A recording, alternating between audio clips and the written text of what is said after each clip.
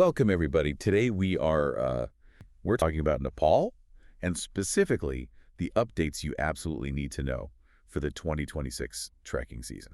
And it is a season that is shaping up to be unlike any other we've seen in the last decade. It really is. How so? It's a mix of political noise, bureaucratic chaos, and some really quite startling changes to the physical and digital landscape of the country. And we should be clear. We are basing this entire conversation on the latest field reports and the brand new 2026 guidebook updates from David Ways. Right. Now, if you're into Nepal trekking, you know David. He's the author of the Longest Way Home series. And he doesn't just write about these places from a desk. No, he's out there. He's on the ground. He's out there walking the trails, checking the bridges, and dealing with the permit offices personally. Which is crucial because in Nepal, the official website might say one thing. Mm-hmm. But the guy at the checkpoint, he says something completely different. Right. David is the one who finds out what the guy at the checkpoint actually wants. Exactly. And for 2026, he has released this massive update. It covers everything from a new, what he calls a safety crisis involving mobile apps, to a complete overhaul of the permit fees for some major regions. It's a lot to take in. It is. But before we get into the nitty-gritty of, dollars and cents, we have to talk about the atmosphere. The general vibe of the season. Yeah. David has coined a term for the 2026 season, the ghost season. The ghost season. It sounds a bit ominous, doesn't it? It does. Like something out of a horror movie. It does, but it's actually political. It's all stemming from one specific event. With the election. The election's on March 5th. Right. And to understand why an election creates a ghost season, you have to understand how tourism demographics work in the Himalayas. You generally have, two main groups. Okay. You have the high-end trekkers, the folks booking the luxury lodges, the helicopter transfers, the $5,000 to $10,000 packages. Right, the big spenders. And then you have the independent backpackers, the budget travelers. And the luxury crowd, they usually book months, maybe even a year in advance, right? They want certainty. Exactly. They're spending serious money, and they want a seamless experience. They really do not want to worry about their private Jeep getting stuck behind a political rally for 6 hours. Well, They don't want to hear loudspeakers blasting campaign slogans at 6 in the morning. and elections in Nepal are loud. They are very loud, and they are disruptive. Strikes, or bandas, as they call them, they're common. Mm-hmm. Transportation can just shut down with zero notice. So what David has observed is that this wealthy demographic has looked at the calendar, seen March 5th election, and said, You know what? Maybe Patagonia this year? maybe we'll do Kilimanjaro. They've ghosted. They're gone. So the high-end lodges are empty. The luxury agencies are seeing cancellations now. That sounds bad for the economy. It is for that sector. But David suggests there is a massive silver lining here if you aren't a luxury traveler. It is a huge opportunity for the budget traveler, a huge one, Because the ghosts have left. The trails are going to be significantly quieter. The lodges are desperate for business, which means you might find deals or just better hospitality because they actually have the time to sit and talk to you. you get a more personal experience. A much more personal experience. If you're a backpacker who can, roll with the punches, someone who doesn't mind if the bus is delayed or if there's a bit of political noise in the towns, you are basically getting the mountains to yourself. It's almost a throwback then, like the trekking scene of 20 years ago. That's a great way to put it. Less commercial, a bit more chaotic maybe, but much more open. Okay, but there is a flip side to this ghost concept. It's not just the tourists who are missing. Right. It looks like the regulators might be ghosting us too. This is the part about TAN, isn't it? The Trekking Agencies Association of Nepal. Yes. So for years, there's been this back and forth about the TIMS card, the Trekker's Information Management System. Right, I've heard of that. Technically, it's meant to be a safety database. You register, you get a card, and you check in at police posts along the trail so they know where you are. In theory, that sounds great. If I don't check in at the next post, they know I'm missing. In theory, that's the key phrase. Uh-oh. But the rumor David is reporting for 2026 is that the TANE staff, the people who actually sit in those little booths and stamp your card, are heavily distracted by the election. To say they're just not there. Many of them are political appointees or, they're out campaigning for their local representatives. They've got other priorities. So the booths are unstaffed. That is the expectation. You might walk past a checkpoint and find it empty, or find the official is just waving everyone through because he's on the phone trying to organize a rally. Wow. So we have this weird paradox for 2026. You have a surge of independent budget trekkers who are, statistically the ones most likely to get into trouble. Right. And simultaneously, the safety net of the checkpoints is effectively vanishing because everyone is focused on the ballot box. That is a dangerous combination. It's very dangerous. You have the people who need the most oversight entering a system that is currently providing the least oversight. It really highlights why personal responsibility is going to be the theme of 2026. You just cannot rely on the system to watch your back this year. No. And that brings us to, I think, the most serious part of David's update. Okay. We need to talk about the safety crisis and specifically how technology is getting people killed. I read this section of the report 3 times because it made me so angry. We are so conditioned to trust our phones. If the app says there's a trail, we believe there is a trail. It is the Google Maps effect. We just assume that if it's digital, it's verified, it's true. Yeah. But in the Himalayas, that assumption is fatal. David details a tragedy that happened late last year at Copper Ridge. Right. It's a stunning area, becoming more popular, but it is still rugged. Very rugged. And what happened? A trekker was using a free trekking app. You know, the kind open source community uploaded maps. Maps.me is a common example, though there are others. Okay, I know the ones. The app showed a trail. The trekker followed the little blue line on the screen. And the trail wasn't there. It was a ghost trail. It was a route that hadn't been used in years. It led to a cliff edge. The trekker slipped, fell, and died. Oh my God. Just like that. Just like that. Yeah. Because they trusted a line on a screen over the actual terrain in front of their eyes. And the problem is how these apps are even built in the first place. Exactly. They rely on user-uploaded data waypoints, GPX tracks. So imagine a guy is trekking 5 years ago. Maybe he gets lost and bushwhacks through a dangerous section to get back to the path. Okay. His phone records that track. He uploads it. Suddenly, to you, sitting in your living room planning your trip, that looks like a legitimate trail. It doesn't say emergency detour or dangerous scramble. It just says path. Right. And David brings up an even more fascinating point called the moving landscape. Moving landscape. Yeah. We think of mountains as static, rocks don't move, right? But in the high Himalayas, that is completely false. He mentioned the glaciers specifically, didn't he? The Kongmala Pass near Everest is the prime example. It's a classic case. You have to cross a massive glacier. Oh. Glaciers are rivers of ice. They flow, they melt, they crack. A route that was perfectly safe in November 2024 might be a death trap in 2026 because the ice has shifted 50 meters to the left. Wow. Or a crevasse is opened up right where the trail used to be. So a GPS track from just 2 years ago is literally a map of a landscape that no longer exists. Precisely. And the apps don't update that fast. They can't. They don't have a team of Sherpas out there remapping the glacier every single week.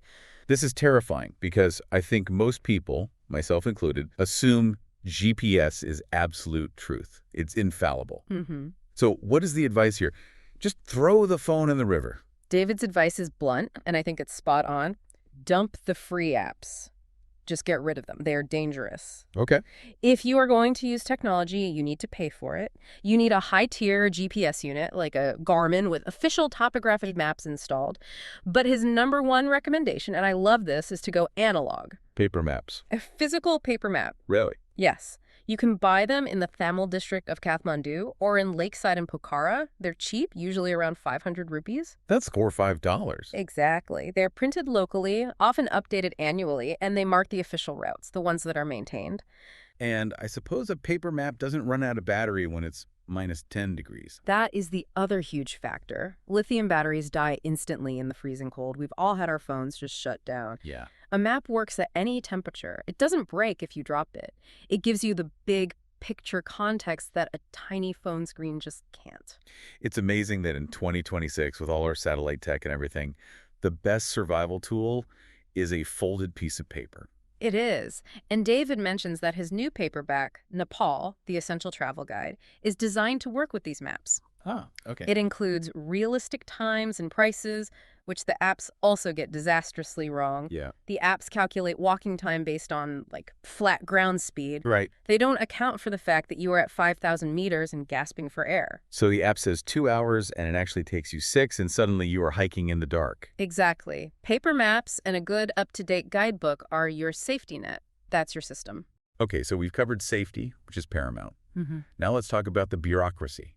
Because if you thought navigating a glacier was hard, try navigating a permit office in Kathmandu. Yeah. David calls this the permit labyrinth. Or permit madness.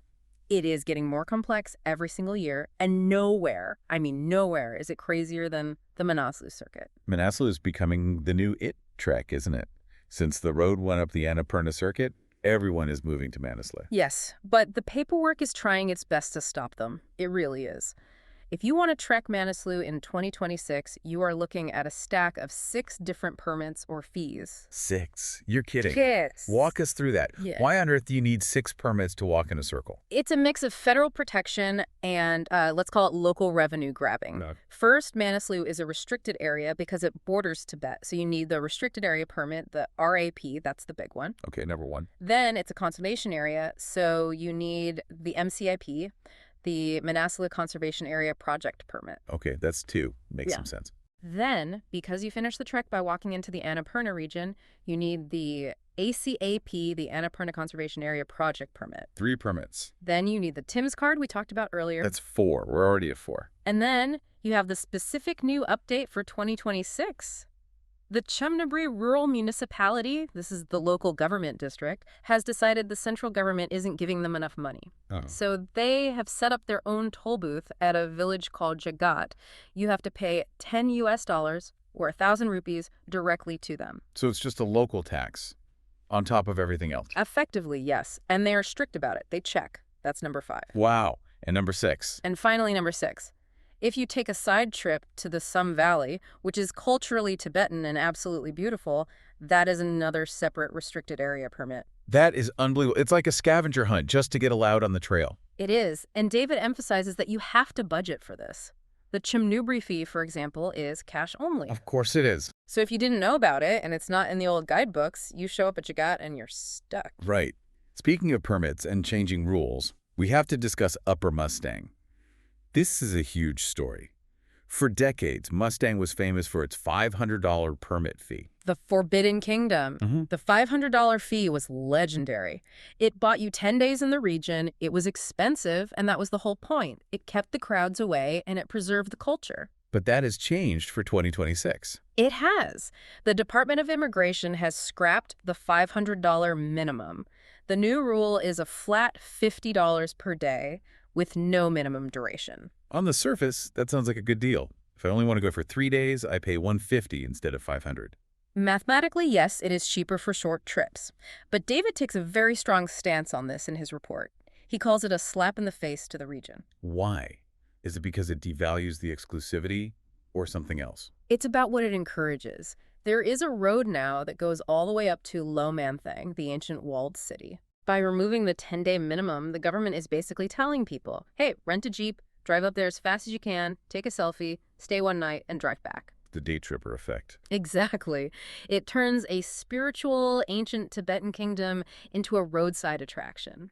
David argues that the road was already damaging the fragile culture, but this pricing structure, it just accelerates the ruin. It encourages people to rush rather than to linger and actually understand the place. That's heartbreaking. It really is. It's that classic tension between accessibility and preservation. It is. And David's advice is, if you go, try to get off the road. The eastern side of Mustang is still very remote, very special, but the main route, it's a different world now. Now, in contrast to Mustang getting more commercial, there is actually some good news for budget trekkers over at Marty Himmel. Yes, a small victory, a rare piece of good news on the permit front. Marty Himmel is a fantastic, shorter trek in the Annapurna region. Last year, there was a huge controversy because the local municipality tried to add a 500 rupee, about $5, entry fee on top of everything else. The T-money tax, as some called it. Exactly. They built these little checkpoints. Then the locals, the tea house owners, got angry because they felt the money was just disappearing into the administration's pockets and annoying the tourists. So what happened? So the locals tore the checkpoints down. They did what? Literally, actual civil disobedience. They just dismantled them. I love that. And for the 2026 season, the update is that the fee is not being collected. The locals won. So you can scratch that cost off your spreadsheet. It's amazing. And what about Annapurna Base Camp? I heard rumors of a similar fee there. There was a proposal for a rural municipality fee there too, but lucky for us, the bureaucracy is slow. Between the heavy snows late last year and now the distraction of the elections, they just haven't gotten around to implementing it. A win by default. A win by default. So ABC is currently safe from the extra tax. Okay, so we've established that the paper permits are a mess, but we are living in the future, right? Shouldn't we be able to just do all this online? You would think so, wouldn't you? But this brings us to the digital systems section of the report, and honestly, it is a comedy of errors. Let's start with the e-permit system. Yeah. This is the NTNC portal, the National Trust for Nature Conservation. Right. It's supposed to be the modern, streamlined way to book your Annapurna and Manaslu permits. But David reports that the system is, for all intents and purposes, broken. How so? Frequent downtime. You try to load the page and it just times out. Payment failures are constant. You enter your credit card, the little wheel spins, and then error. But the money is gone from your bank. That is the worst case scenario. Money gone, no permit. But the real kicker, the part that's almost insulting, is what David calls the foreigner tax. Oh. If you, as an independent trekker, actually manage to get the site to work, the system charges you a 2.9% processing fee on top of the permit cost. Okay. And tricking agencies. They don't pay it. So the system is rigged to penalize you for doing it yourself. Effectively, yes. It disincentivizes independent booking. David's advice here is very clear. Don't fight the website. Let's give up. Just give up. Even if you are an independent trekker, just go to a local agency in Kathmandu or Pokhara. Let them handle the permits. They don't pay the fee. They know how to navigate the glitches. And you save yourself the stress of wondering if your permit actually exists. That is solid advice. Just because you can do it online doesn't mean you should. And frankly, the e-visa situation sounds even worse. Oh, the e-visa. David used a word for this update that I think is just perfect. He calls the new system enshittification.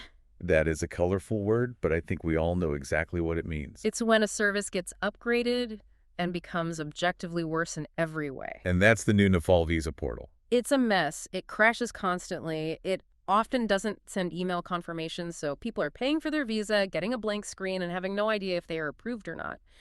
It's a terrible way to start a trip.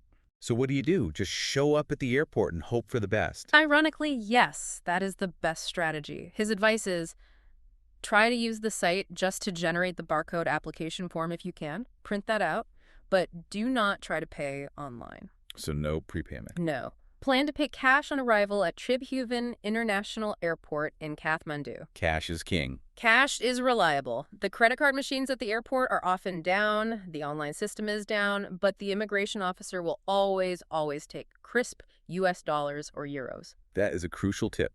Do not rely on digital payment. Bring cash for your visa. Absolutely. Now, while we're bashing technology, there's one piece of tech David actually recommends, and it's a tool he built himself.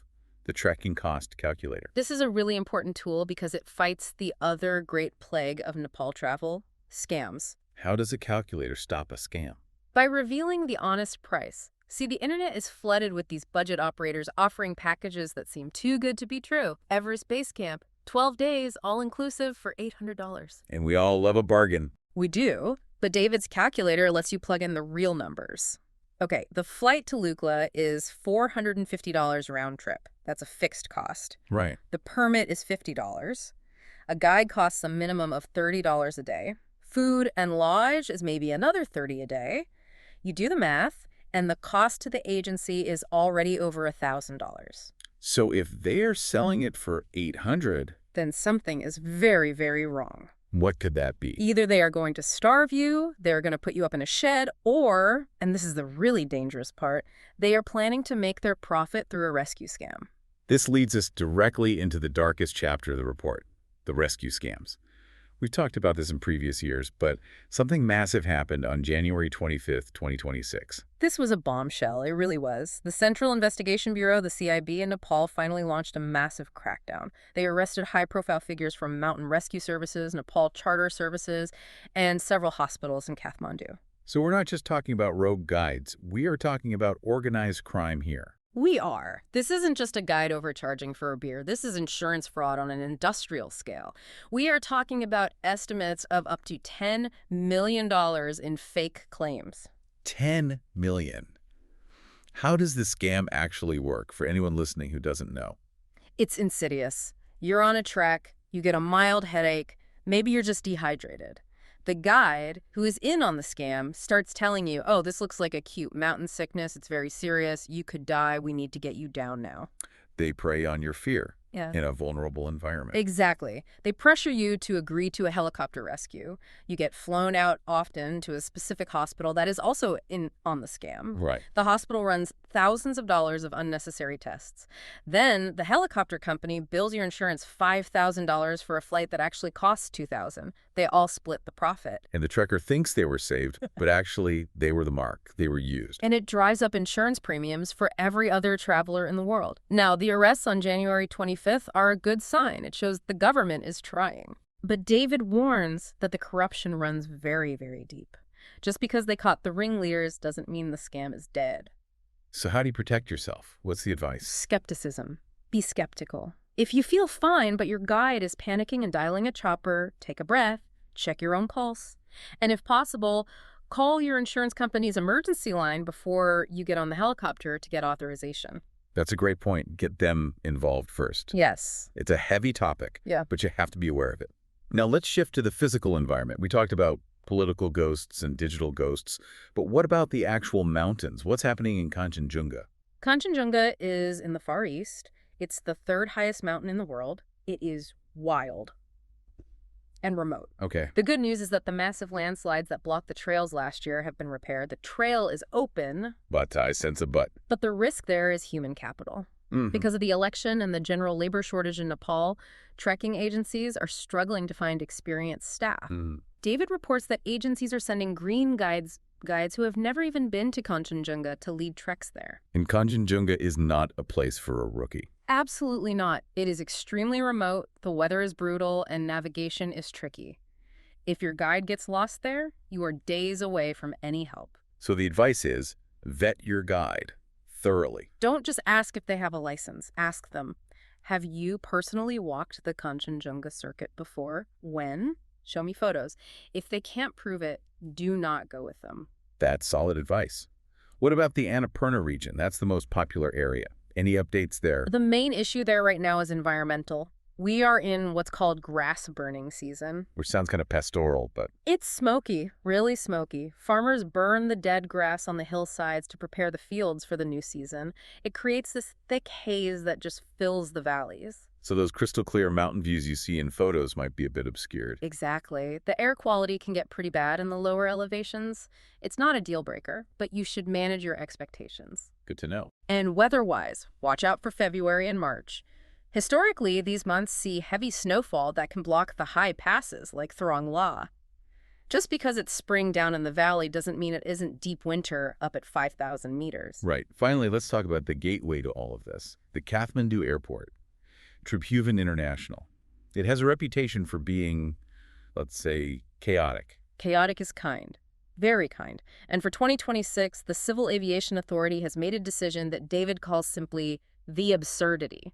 Okay, I'm intrigued. What have they done? They have scheduled major runway maintenance for late October and early November. Wait, you said October and November. Yes, That is the absolute peak of the autumn trekking season. it is the busiest 2 weeks of the entire year. It's like closing the roads to the beach on the 4th of July weekend. It makes no sense. Why would they do that? Why not do it in the monsoon when almost no one is flying? David asked the same question. There seems to be no logical answer. But practically what it means is they are closing the runway for several hours a day. And since it's a single runway airport, Everything backs up. And here's the real kicker. International flights get priority. oh no. So if there is a backlog, the little domestic planes, the ones flying to Lukla for Everest, to Pokhara for Annapurna, they get pushed to the back of the line. So you could be sitting in the domestic terminal for days waiting for a slot. Yes, absolutely. So the advice is crystal clear. Budget extra time.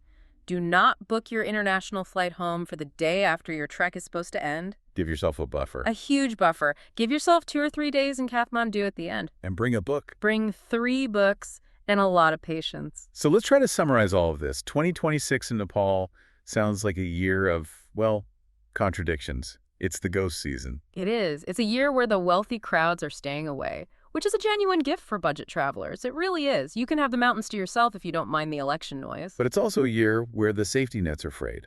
Mm. The checkpoints might be unstaffed. The apps are actively dangerous. The permit system is a labyrinth?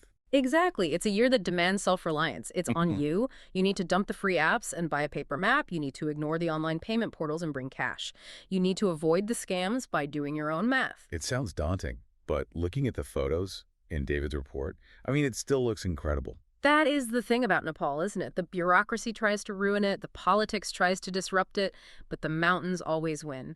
The scenery is still the best on Earth. The people are still wonderful. You just have to be smarter this year. And being smart means having the right information. We've covered a lot today, but we have really only scratched the surface of what is in David Way's full report. Absolutely. If you want the full picture, you need to go to the source. Details which specific tea house has the best apple pie, which bus company is safe, all of that. And critically, the guidebooks.